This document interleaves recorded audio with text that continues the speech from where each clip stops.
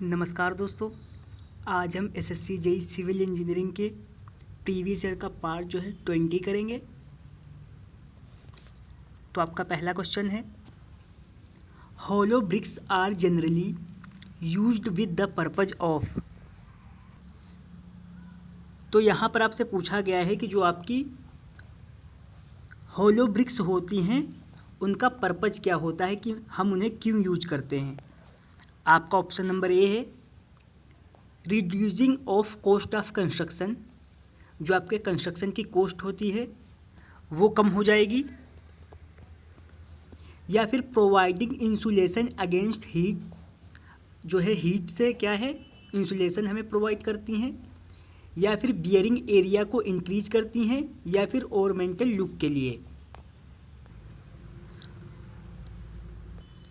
तो आपकी जो होलो ब्रिक यूज की जाती है उनका मेन पर्पज क्या है,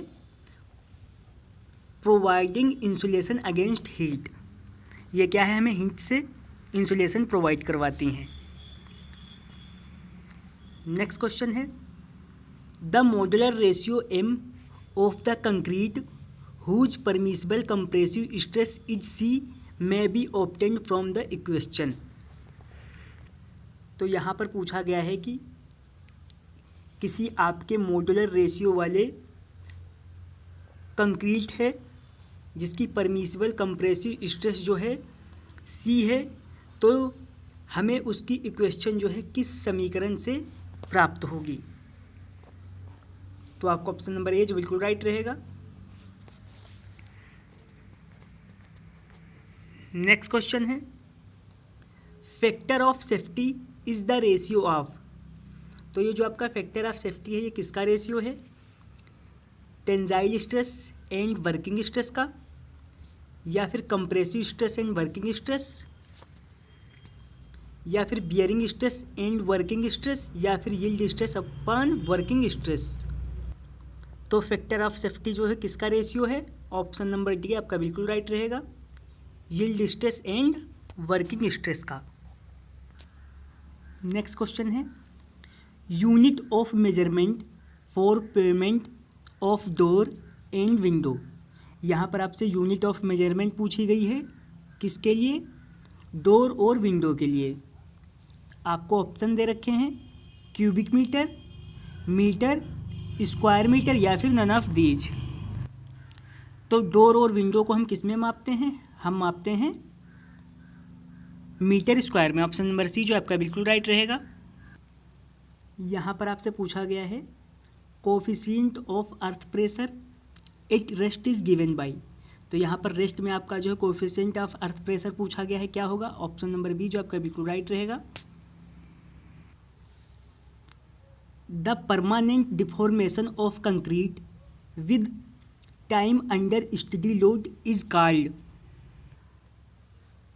तो यहाँ पर आपसे पूछा गया है कि आपके स्टडी लोड के अंडर जो है आपका परमानेंट डिफॉर्मेशन जो है कंक्रीट का, उसे क्या कहा जाता है, क्रीप, रिलैक्सन, विस्को इलास्टिसिटी, या फिर वेसिडिटी। तो आपका ऑप्शन नंबर ए जो बिल्कुल राइट रहेगा, इसे क्या कहते हैं, इसे कहते हैं क्रीप।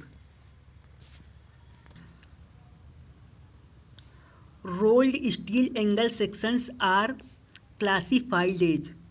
जो आपके रोल्ड स्टील एंगल सेक्शन होते हैं उन्हें जो हम कैसे क्लासिफाई करते हैं, equal angles, unequal angles, bulb angles, या फिर ऑल ऑप्शन आर करेक्ट। तो जो आपके रोल्ड स्टील एंगल सेक्शन होते हैं ये आपके तीनों प्रकार के होते हैं। आपका ऑप्शन नंबर डी जो है बिल्कुल राइट रहेगा।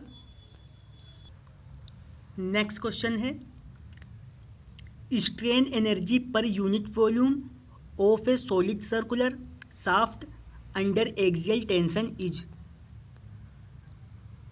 तो यहाँ पर आपसे पूछा गया है कि आपके एक्सियल टेंशन के अंदर जो आपकी कोई सॉलिड सर्कुलर शाफ्ट है तो उसमें स्ट्रेन एनर्जी जो है वो वॉल्यूम के हिसाब से क्या होगी।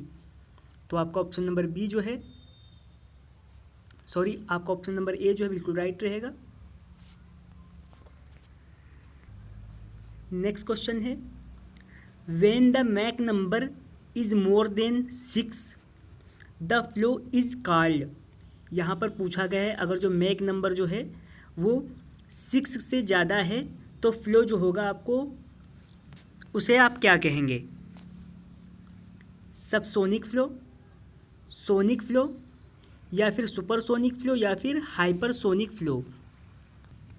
तो अगर मैक संख्या 6 से ज़्यादा है तो हमारा फ्लो कैसा होगा? Hypersonic flow. Option number D जो है आपका बिल्कुल राइट रहेगा।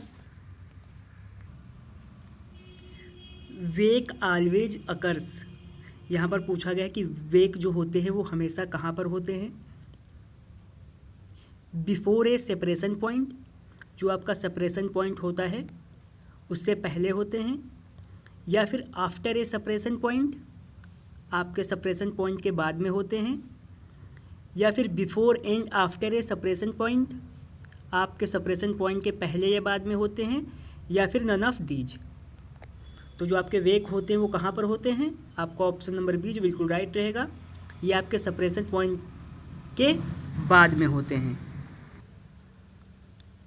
नेक्स्ट क्वेश्चन है, a material is called ductile if it. यहाँ पर आपसे पूछा गया है कि किसी मटेरियल को हम डक्टाइल कब कहेंगे?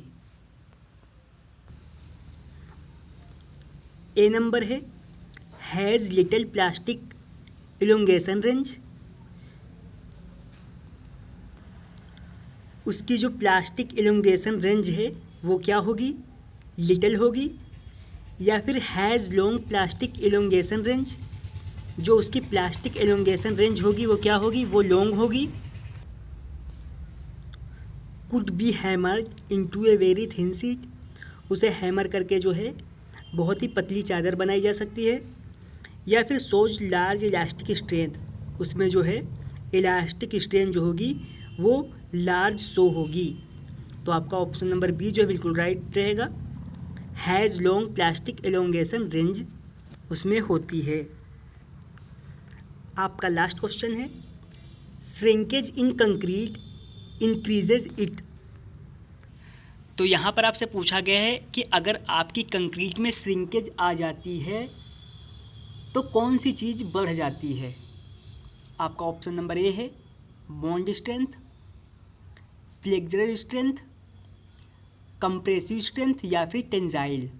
तो अगर जो कंक्रीट में श्रिंकेज बढ़ती है तो उसके साथ में क्या होता है?